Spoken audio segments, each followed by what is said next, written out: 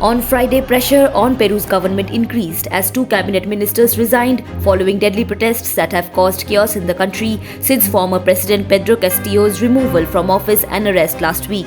Education Minister Patricia Correa and Culture Minister Jair Perez announced their resignations on Twitter, citing the deaths of individuals during the unrest. Patricia Correa's tweet read, "This morning I presented my letter of resignation from the position of Education Minister.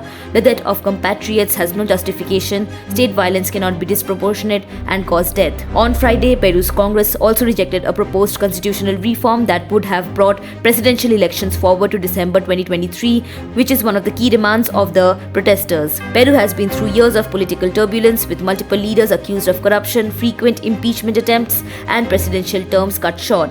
The cabinet departures now raise questions about the longevity of the government of President Dina Boluarte, the former vice president who was sworn in on December 7th after Castillo was removed from office by a congressional vote hours after he attempted to dissolve Congress. Castillo's ouster led to angry protests, with demonstrators calling for early elections, the closure of Congress, a constituent assembly, and the resignation of Boluarte. As per reports, the death toll due to the protests could be as high as 20.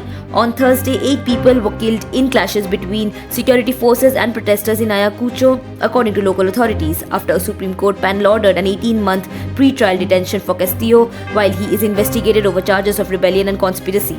Castillo has denied wrongdoing and says he remains the country's lawful president. The United Nations on Friday expressed deep concern over reports of deaths and detentions of minors involved in the demonstrations.